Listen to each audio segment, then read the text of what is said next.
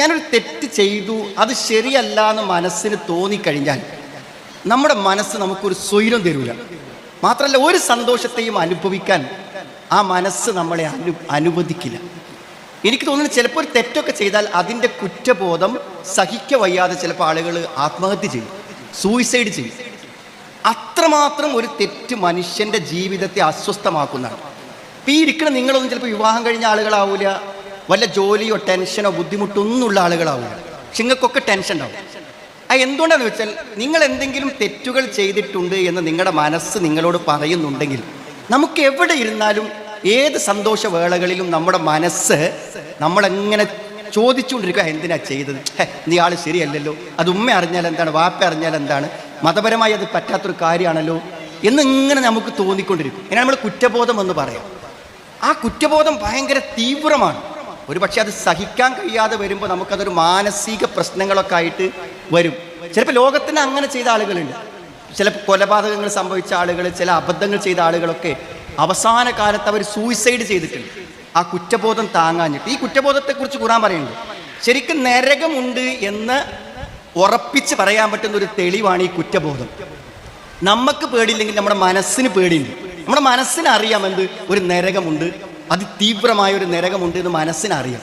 അപ്പം ഞാൻ ഇത്രയും വലിയൊരു അപകടത്തിലേക്കാണല്ലോ പോകുന്നത് എന്ന് നമ്മുടെ മനസ്സ് നമ്മളോട് പറഞ്ഞു കഴിഞ്ഞാൽ നമുക്കൊരു സ്വസ്ഥതയും കിട്ടില്ല.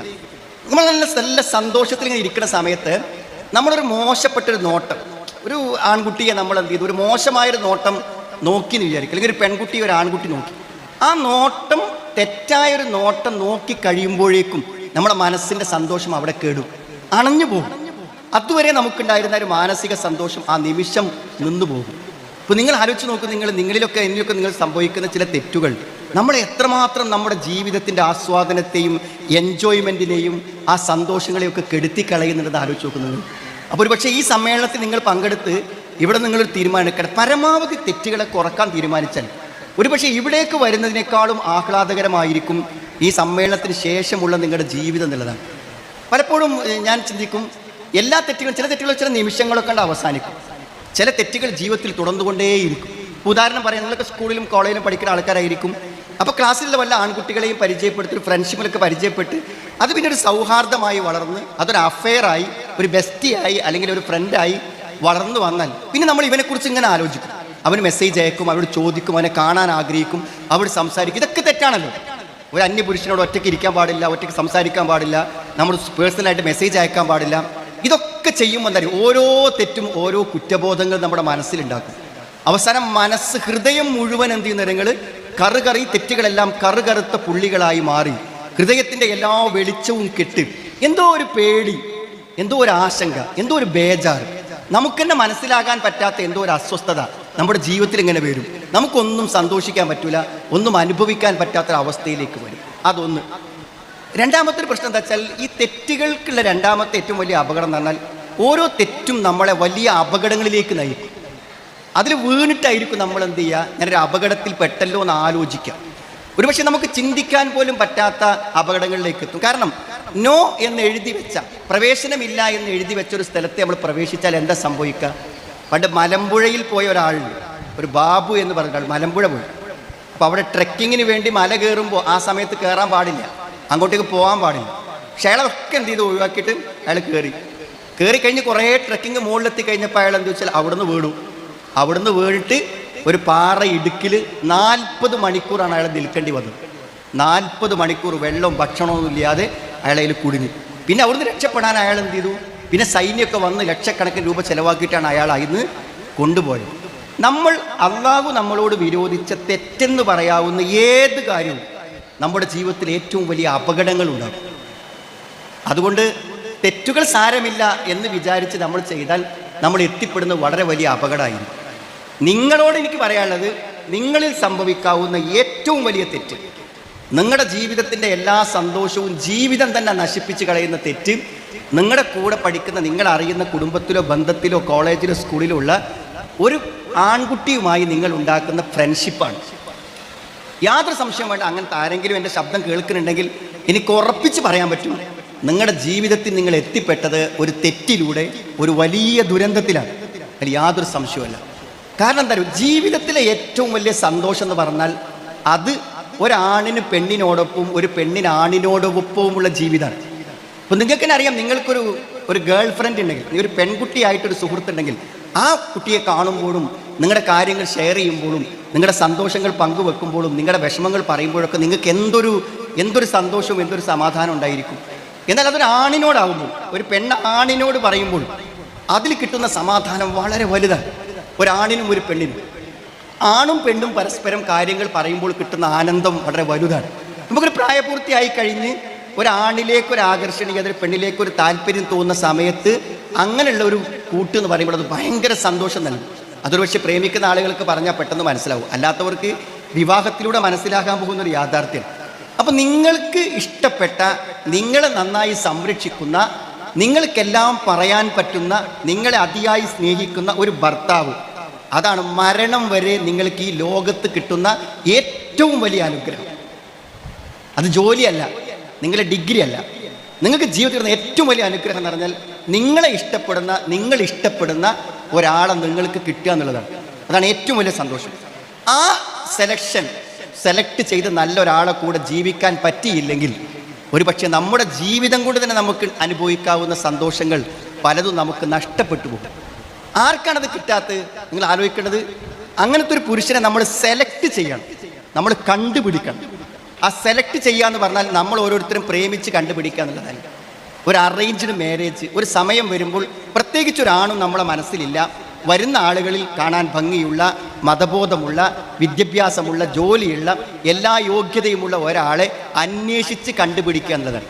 അപ്പം നിങ്ങൾക്കറിയാം, നിങ്ങളിപ്പോൾ ഒരാളെ അന്വേഷിക്കുകയാണെങ്കിൽ വെറുതെ നിങ്ങൾ അയാളെ ഫേസ്ബുക്കിലോ ഇൻസ്റ്റഗ്രാമിലൊക്കെ കയറിയിട്ട് അയാൾ എന്താണ് കേൾക്കുന്നത്, എന്താണ് ഷെയർ ചെയ്യണത്, എന്ത് ഫോട്ടോസാണ് അയാൾ ഷെയർ ചെയ്തതെന്ന് നോക്കിയാൽ ഒരാളെ മനസ്സിലാക്കാൻ പെട്ടെന്ന് പറ്റും.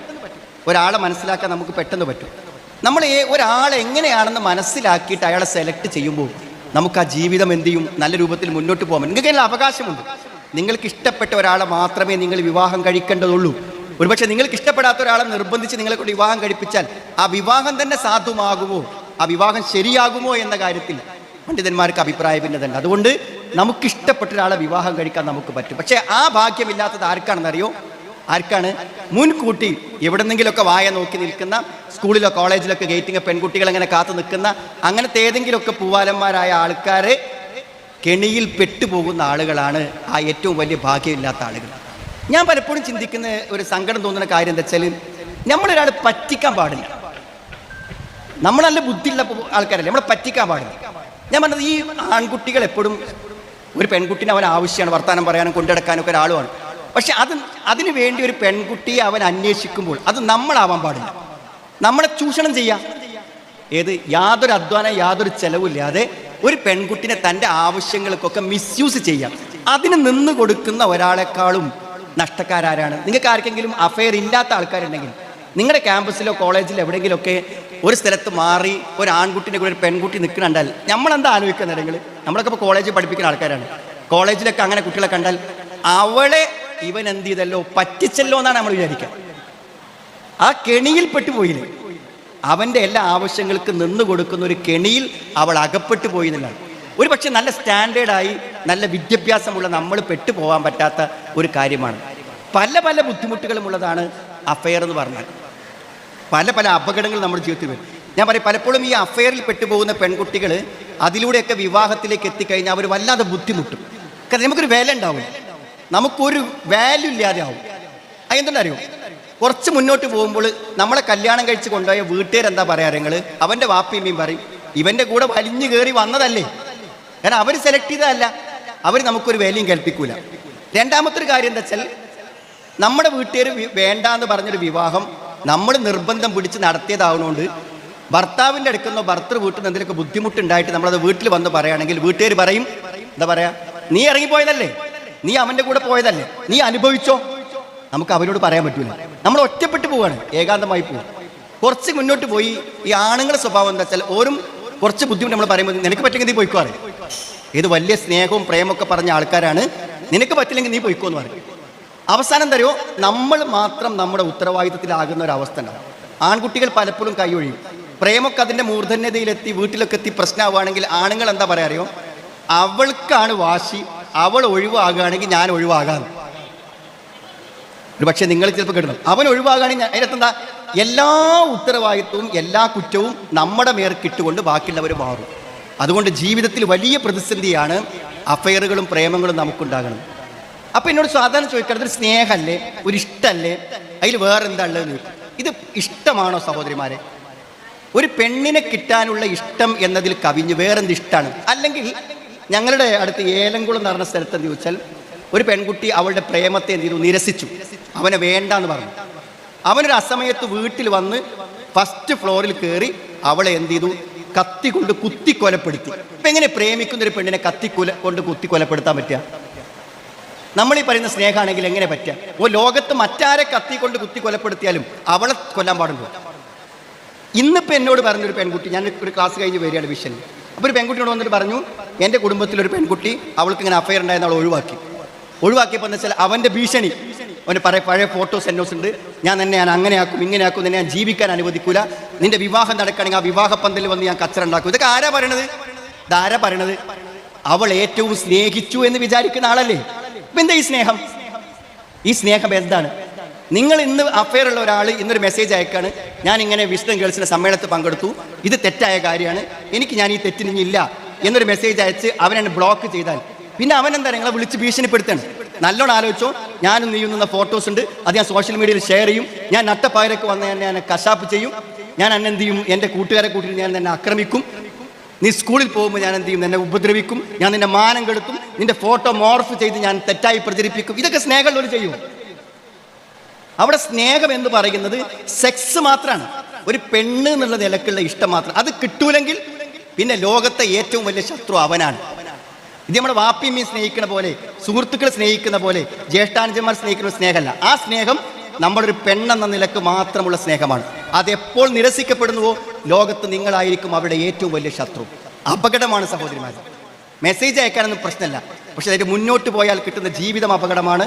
അത് പെട്ടെന്ന് ബ്രേക്ക് ചെയ്യേണ്ടി വന്നാൽ പിന്നെ ഉണ്ടാകുന്ന ഭീഷണികൾ അത്രയും വലുതാണ്. അതുകൊണ്ട് ഇത്തരം അപകടങ്ങളിൽ പെട്ടുപോകാതിരിക്കാനാണ് നമ്മളോട് വാപ്പനെക്കാടും ഉമ്മനെക്കാടും ദയവും സ്നേഹമുള്ള പടച്ചോൻ പറഞ്ഞു നോക്കരുത് എന്നാണ്. കുല്ലിൽ മുഅ്മിനീൻ, വിശ്വാസിയാണോ പറയണം കണ്ണുകളെ താഴ്ത്താൻ. കുല്ലിൽ മുഅ്മിനാത്ത്, സത്യവിശ്വാസിനികളോട് പറയണം കണ്ണുകളെ താഴ്ത്താൻ. നോക്കാൻ പാടില്ല, ഒറ്റയ്ക്കാവാൻ പാടില്ല. ഒരു പുരുഷനുമായി നിങ്ങൾ ഒറ്റയ്ക്ക് ചാറ്റ് ചെയ്യാൻ പാടില്ല, മെസ്സേജ് അയക്കാൻ പാടില്ല. ഉണ്ടെങ്കിൽ വരാവുന്ന അപകടങ്ങൾ അത് പറഞ്ഞു. തെറ്റിൻ്റെ ഒരു അപകടം സന്തോഷമില്ലാതാക്കും. രണ്ടാമത്തെ പറഞ്ഞ് നിങ്ങളുടെ ജീവിതത്തിൽ വരാവുന്ന എല്ലാ നല്ല നേട്ടങ്ങളെയും ഭാവിയെയും സന്തോഷങ്ങളെയും അത് തകർത്തെറിയും. ഒന്നും കൂടെ ഉണ്ട്. ഇപ്പോഴും എൻ്റെ പ്രസംഗം കേൾക്കാത്ത മൂന്നാളെ ഞാൻ ഇവിടുന്ന് കാണുന്നുണ്ട്. ഞാൻ കാണുന്നുണ്ട് സമ്മേളനത്തിൽ. മൂന്നാമത്തത് കൂടെ ഞാൻ പറയാം. മൂന്നാമത്തെ എല്ലാ തെറ്റുകൾക്കും അഡിക്ഷനുണ്ട്. നമ്മൾ തെറ്റ് ചെയ്താൽ തെറ്റ് അവസാനിപ്പിക്കുകയല്ല ചെയ്യുക, തെറ്റുകൾ ഇങ്ങനെ ചെയ്ത് മുന്നോട്ട് പോയിക്കൊണ്ടിരിക്കുകയാണ് ചെയ്യുക. തെറ്റുകൾ ചെയ്താൽ മുന്നോട്ട് പോയിക്കൊണ്ടിരിക്കുകയാണ് ചെയ്യുക. ഒരിക്കലും ഒരു പയ്യനെക്കുറിച്ച് അവൻ്റെ ഉമ്മ എന്നോട് പറഞ്ഞു, എൻ്റെ മോനൊരു കൗൺസിലിംഗ് വേണം. അപ്പോൾ അവനെന്താ പ്രശ്നം എന്താണ്? അവനെന്താ അവൻ എല്ലാ സമയത്തും ഉറങ്ങുക ചെയ്യുക. എങ്ങനെ ഉറങ്ങുക വെച്ചാൽ സാധാരണ എല്ലാവരും ഉറങ്ങണ പോലെയല്ല ഉറങ്ങുക. ഒരു പുതപ്പെടുത്തിട്ട് അവൻ എന്ത് ചെയ്യുന്ന തലയിലിട്ട് മൂടും, എന്നിട്ട് ഇങ്ങനെ കിടക്കും. അപ്പം അത് പകൽ ഉറങ്ങും, രാത്രി ഉറങ്ങും, എപ്പോഴും ഉറങ്ങാം. ഭക്ഷണത്തിന് വിളിച്ചാൽ എഴുന്നേൽക്കൂല, അങ്ങനെ ഉറങ്ങും. ഇടയ്ക്ക് അവന് തോന്നുന്ന സമയത്ത് എന്തെങ്കിലുമൊക്കെ കഴിക്കും. അവൻ കുളിക്കില്ല, വൃത്തിയില്ല, വസ്ത്രങ്ങളൊന്നും മാറ്റില്ല, അങ്ങനെയാണ്. അപ്പോൾ അവസാനം ഒരു ദിവസം ഉമ്മ എന്ത് ചെയ്തു ഇവനിങ്ങനെ ഉറങ്ങണ സമയത്ത് അവൻ്റെ ഈ പുതപ്പ് ഇങ്ങോട്ട് പുതപ്പ് വലിച്ചപ്പോൾ എന്താ കാണുന്ന പുതപ്പ് വലിച്ചപ്പോൾ അവൻ ഫുൾ നെയ്ക്കറ്റായി, നഗ്നനായിട്ട് അവൻ മൊബൈല് വീഡിയോ കണ്ടിരിക്കുക. എന്ത് വീഡിയോ? പോൺ സൈറ്റ്, അശ്ലീല വീഡിയോ. നിങ്ങൾ ഭയപ്പെടേണ്ട ഏറ്റവും വലിയ കാര്യമാണ് അശ്ലീല വീഡിയോസ്. അശ്ലീല വീഡിയോ കാണാൻ പണ്ടൊക്കെ സൈറ്റോ ലിങ്കൊക്കെ വേണം, ഒന്നും വേണ്ട.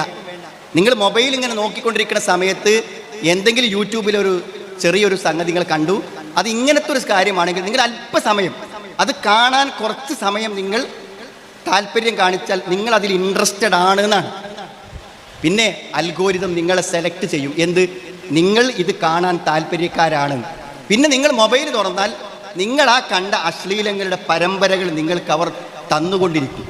നിങ്ങളതിന് അഡിക്റ്റ് ആവും. നിങ്ങളുടെ ജീവിതത്തിലെ എല്ലാം നശിച്ചു പോകും. ഏറ്റവും വലിയ അപകടം നമ്മൾ ലഹരിയേക്കാളും അപകടമാണ്.